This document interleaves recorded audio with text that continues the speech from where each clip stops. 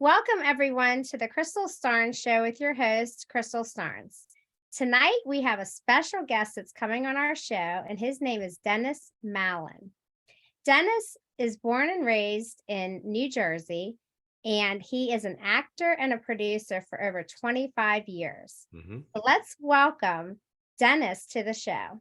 Hi, Dennis. How are you? Hi, Krista. Thank you so much for having me on tonight. I really appreciate it. I really You're do. welcome. I know we've been talking for a while. I'm glad we're finally here. So Right. thank you. Yeah, same here. Oh, you're welcome. So I guess let's just start off by maybe telling the audience about who you are and your background. Sure. Well, I was born in Newark, New Jersey, raised in Kearney, New Jersey, soccer town, USA. And I was fortunate enough, my being a straight C student all the way from birth, Crystal, worked hard for my C's. I went to high school with a few World Cup soccer players and a few Olympians.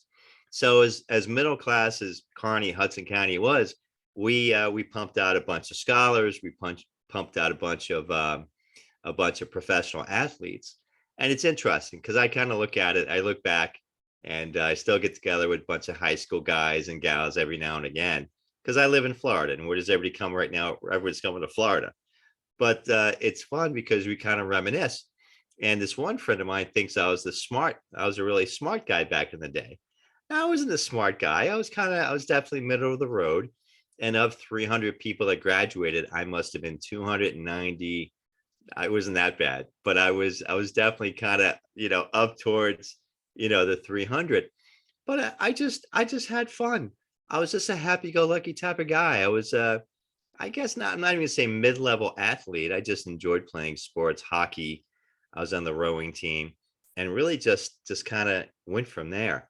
Got out, went to culinary school, got a degree, got out, went to Rutgers, got out. I attended a little bit up at NYU when I was in the city. And I was just fortunate enough, opportunity strikes, right? You've got to be lucky. What's luck? It's when opportunity meets preparedness. I was a young technology executive, 23 years old, and then I became a 25-year-old chief executive officer.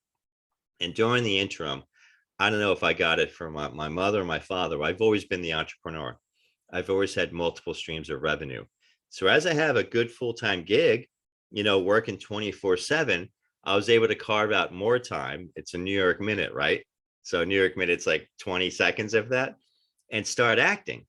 So when I became CEO of this company, I had time in my hands. Now it's my responsibility to grow the company, but I had so much free time unbeknownst to me. And I just got into the acting gig. A good friend of mine and mentor, Jim Demonic, met him. We're both Freemasons. Met him in the fraternity. He used to teach at the American Academy of Dramatic Arts and Sciences. He used to teach voice, and then he became dean. Well, he's my mentor.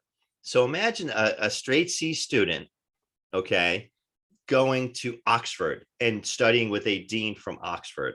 If you look at Jim, he looks like Robert Baratheon from the Game of Thrones. And I love him dearly. And he should have been cast in that show. But he's been my guy, and he's been in my corner for it's 27 years now. Next May will be 28. And I'm just having fun. I've done from stage, I've done everything across the board. I'm just really having a lot of fun right now. So we October's been a good month. I've had 2 movies come out. Last week at a film festival down here in Orlando, I had my first black and white, my first noir film coming out, and that was Dahlia. And I kind of channeled like a Humphrey Bogart type of character. And I really don't watch my work. I'm very hypercritical on who I am and what I do. And I really don't watch my work. Well, I watched it and I was blown away.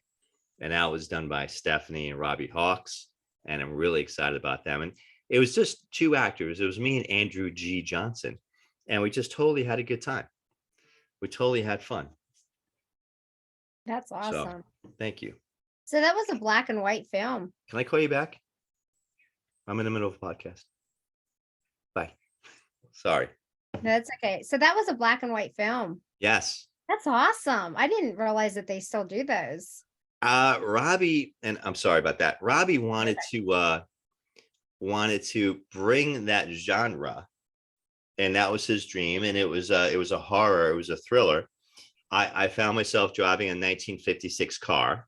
Oh, Okay. I found myself wearing a hat that, again, I'm channeling. When I read the script, I love the script. I'm channeling Humphrey Bogart, and I'm a method actor. So when I break down a script, I do a lot of work.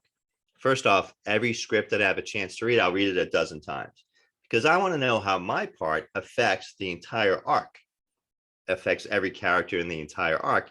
Then I'll break down my character, and I break it down in nausea.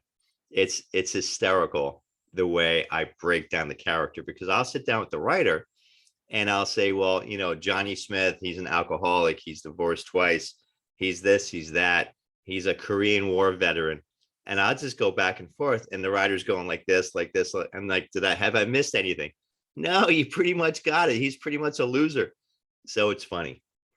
Last night, I'm up at the downtown Orlando Film Festival, and I had Gray People come out. Gray People is a feature film. I had the lead role in it with a lot of my friends. And I'm just, again, I don't watch my work. I was up there. I was part of a Q&A panel. So I had to make an appearance. I had a show. Well, I loved it. And the way Gray People happened, I was the last person to be cast. So I literally got a call from Romello Blade, writer, director, producer, the night before principal filming. And at 3 o'clock in the afternoon, he calls me up. He goes, Dennis Mallen, yeah, like to offer you a role, like to offer you a lead role. We're paying X. Great. Email me the script. Terrific. I need you on set tomorrow morning at 7 a.m. wow. Now, we were joking about it last night because I never had a chance to read the entire script. So I just told you my process. Now we're short circuiting and breaking my process. And, when opportunity comes, you've got one of two choices. You can pass, or you can think that you're baptized by fire, and you can jump at it. I'm so glad I jumped at it because we made movie magic. We really did. And Romello, he's such a great writer. I called him the Mel Brooks of our era, because it's funny because whatever social things that shouldn't be discussed, well, he touches on in his script. He touched on it. And everything that's sacrilegious, we kind of went over, and he made it so funny and so lighthearted. So he says he's working on Great People too, which I'm really excited about. And it's like anything else. If you look at my IMDb, Crystal, I've done a lot, and I've got a lot in pre-production, a lot of features, and I look at it from many perspectives. There's got to be somebody of influence that's watching our stuff, without a doubt. I mean, how can you have over 2 million views on Amazon Prime with Unlawful Duties and not something going on? But I have a big sphere of influence and a kind of a big network. And I have a few friends in LA, and they're like, yeah, people know you out here, Dennis. People know your name. People know who you are. They watch your work. So, we were talking earlier regarding social media. You just never know who's watching. You never know who's paying attention. So you have a responsibility to do the best you can with every production you're on, whether it be a commercial, whether it be a short indie film, whether it be a feature film like Great People. So, but I'm really having fun. We're having a good run. So That's awesome. thank you. Yeah, I think it's great, everything you're doing. And Appreciate that. so what's the gray you said about the gray film? What's Great it People. about? Gray Great People. So Great People is it's about the people from Gracie, the country of Gracie, and how they immigrate to this country. And they immigrate to this country, and they're welcomed as the next race, and they're looked down upon as the next race that comes in. Like, I'm Irish, Italian, Brazilian. Okay. The Irish were looked down upon when they came in. The Italians were looked down upon. La, la, la, la, la. Every ethnicity had whatever they had. Okay. So now we've got the Grakies, we got the Grainies, people that are coming in, of course, made up, right? Right. And it kind of shows how different ethnicities, different cultures, different races now look down upon another culture, another race.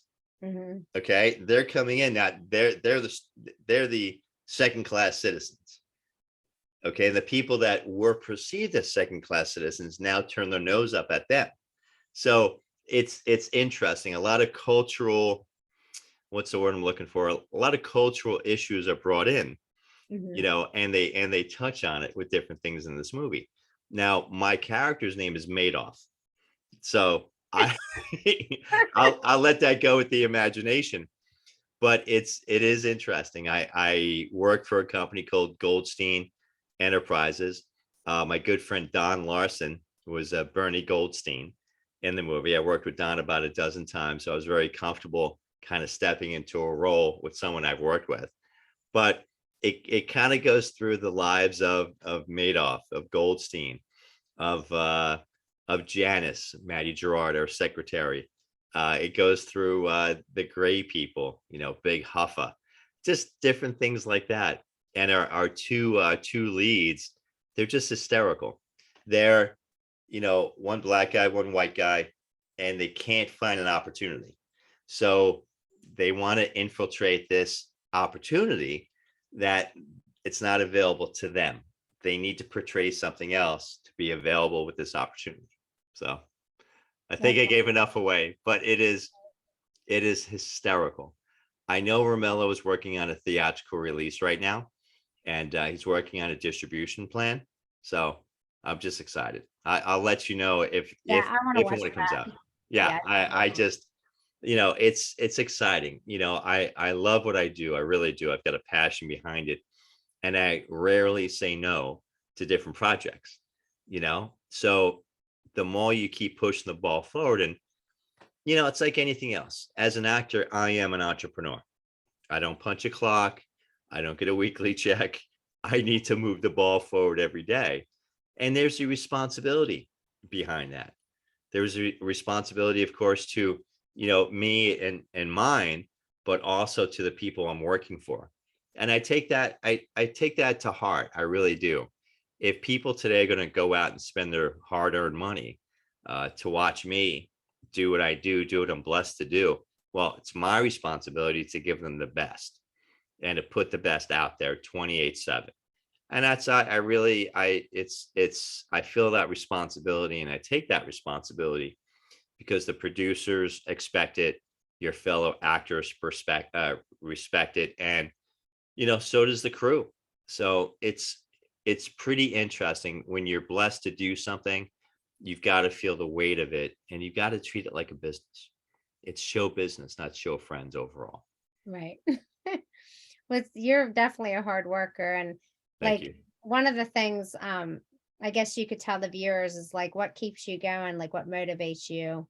Maybe tell them like what you do to help motivate yourself. Sure. Well, I have a lot of great mentors. Ed Milet, by far one of the greatest mentors in the world. Um, I've known him for 20 plus years. I knew him from a financial services firm, and I've seen him. I would see him twice, three, four times a year on stage. Well, now I'm fortunate enough to have him as a mentor, and I read his books. I follow his podcast, and I've learned early on from him and other mentors that I have that habits and routines really serve you, because we can wake up and we have to make an immediate decision right then and there. You open your eyes and you can be a victim or you can be a victor. Choose. Okay. Human nature is human nature. Unfortunately, human nature goes generally negative. You need to manage, what's between your noggin, and you need to get focused. Well, how do I do that? I wake up and I meditate. Wake up after meditation, I take a cold shower. Cold shower, depending on what you read and what you follow, not only wakes you up, it's better than caffeine, but it has psychological and physiological effects on the body. Lowers the blood pressure. Now, disclaimer, I'm not a doctor. I just read these things and I put them in my practice for 20 plus years. Inflammation. I train a lot. So my shoulders are sore, my neck, my back, and the cold water keeps that down. Lowers your blood pressure, like I said. And then I read my goals and affirmations. And then I do my oatmeal. I'm pretty systematic. I have my oatmeal and then I'm off to the gym. So, and my goals are so big, Crystal, they scare me. They scare me. They have to. You have to you have to wake up in the morning knowing that if it's not going to happen, that it's up to me. That if I don't make it happen, it's not going to happen. that I can't sit around and wait for the bus to come by because the bus ain't coming by. Or I can't wait for someone to come by and motivate me. Who's going to motivate the motivator? I've got to be motivating the motivator, me. And the bottom line, I need to take care of my instrument. I need to take care of myself. So, I know my age, you know my age. My age range acting is 35 to 55. Now, and I get everything in between. And I play the athletic roles. I like the drama, the horror roles. I play the lover, and the rom-coms. I play everything across the board. So it leads to the versatility. And I want to make sure that when the phone rings and it's a role, that I'm ready for it, whatever you need. So there is a lot of work that goes behind it. It's not just you show up. I did a commercial down here where I am in Florida. I tried doing a commercial for a local brewery. Now they have no experience doing stuff like that. A 30-second commercial takes 3-4 days to do. Well, we had a window of opportunity. We had 12 hours to do the entire thing. So you need to jam. You need to be organized. You need to make things happen quick. So. Right. That's awesome. Yeah, you're such an inspiration because I appreciate that. Stay on your routine, and you like by you talking about that may inspire someone else out there that maybe Sure. struggling and everything. So I think it's great what you're Sure. doing. And it's stuff that I've copied from people I admire. Mhm. And I'm not going to sit here and tell you, hey, 365, 28/7. No, I'm sore. I get sick, I do whatever, but it's a matter of working hard to staying on those routines. Because when I'm on set, I might have a 5 o'clock in the morning call time. I might have an 8 p.m. call time that's going to go through the night. You're a little off balance. But if you know yourself enough, you know what you need to do to get yourself rebalanced, rehydrated. I might have to stay in bed for 12 hours, okay? Because the body needs what it needs. And when you get to a point where you can read your body, you're not going to push it to a point where you're going to hurt yourself. And you understand that, knowing fitness. Yes. So business is my sport. Acting is my sport. Acting is my game. People call me the hardest working actor in Florida. It's not my own moniker. That's what people call me, which I appreciate. And what I do, I just put my head down and grind. I just really do. If I'm not on set, I'm doing podcasts, obviously, and this is part of business as far as I'm concerned, because I know you have a lot of beautiful listeners and viewers and stuff like that. And it's a privilege to get my ugly nose out there and get kind of my message out there. And I appreciate that. But I'm either answering phone calls, sending emails, doing auditions. It's just like if we were partners and we were a widget maker. What's a widget? It doesn't matter. We're moving our business forward every day because we know our families rely on what we do. And if we don't do it, nothing's going to happen. Right. Well, I think it's awesome, everything that you're doing. And is there any other movies that you're working on that you're able to talk about for the future? I have a ton of stuff. In pre-production. Natalie Perry, great actress, great manager, part of my management team. She personally has about 100 projects in pre-production. I'm on I think I've got 20 different projects in pre-production. 2023 is already booking up pretty solid. I'm going to be in Dallas in the month of December. I'm kind of looking to the side because I've got my board. I'm a visual guy. I write it all down. I'm going to be in Dallas, doing a movie, doing a feature. I'm going to be in Orlando, doing another feature in January. I'm scheduled to be in the country of Turkey late next year, probably September, October, November, doing a feature. So it's interesting. I get a phone call from Natalie and she's like, do you have any trouble with turkey? Nah, I eat it once a year. I prefer the dark meat, some leftovers. She's like, no, funny man, the country of Turkey. No, why would I got no problem with politics. I don't get into politics. I don't. Send me a ticket, send me a contract. I'm on my way. So you need to be open and you need to be ready to go. And I'm relatively unencumbered, so I can fly and go anywhere that's needed. That's awesome. Thank you. Thank you so much for coming on the show. And if you want to give out your contact information right now, you can do that. Sure, sure. Listeners. Well, I'm Dennis Mallen, Mallen. I'm the only Dennis Mallen that's on TikTok, Facebook, Instagram, Twitter. My son is Dennis the third, but he's got a very small and really for a 20-year-old doesn't push anything on social media. I look at social media as a great way to market and a great way to get my message out there and really just to share with my friends. I don't want fans, Crystal. I don't want fans. I want friends. I want friends. I want people that want to join us on this journey and people that want to be with us every step of the way. People we can share with what we're going on. And just like my mentors and friends, if anybody can benefit from a nugget that we're sharing tonight, or if I can help anybody with anything, please reach out and find me. I'm pretty easy to find. You see my big nose on all the social media platforms, and I'll be more than happy. I do coach. I coach a few newer actors, and I don't get into their acting technique per se. I help them position themselves and teach them about the business, which a lot of people don't teach. They'll teach this method, that method. I've taken 2 acting courses in my entire 27-year career, and they were both back in the day, and they're very basic courses. The best course, the best class you can ever take is being on set. Being on set as a production assistant, as an extra, as anything you can do. Keep your mouth shut, your ears open, your eyes open, and you're going to learn a lot. And that's what I do. I just have so much fun, with the enthusiasm of new people, with the enthusiasm of working with newer actors and a whole new cast and crew. And let's face it, givers get. Givers get. I was saying it last night on a Q&A panel. I always say trust the process, but unless you're in it, you're like, what does that even mean? It means that I'm going to give you, if you and I are doing a scene together, I'm going to give you so much energy. Okay. And you're going to give it back to me because I'm going to pull you up and we're going to pull each other up. And we're going to have such a great scene because we've built immediate rapport. We trust each other and we're so energetic. We're going to make magic.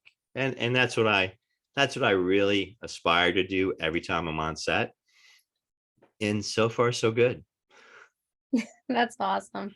Thank you. Well, I wish you all the best, and I think you're doing wonderful things, and I can't wait to see some of the movies. I appreciate that. I Yeah, I'm appreciate definitely that. going to watch some of them. So just let me know like when they're out, and I'll watch. Without a doubt, like I said, Romello is working on a distribution plan for Great People, Mhm. and he's already writing Great People too. So, he knows what's going on behind the scenes, Right. but Thank you again, and thank you everyone out pleasure. there for watching the show today. And a big thank you to Jesse, who runs Just TV. So happy to have the show on your network. And until next time, take care, everyone. Thanks, Bye. Crystal. Thank you. Bye.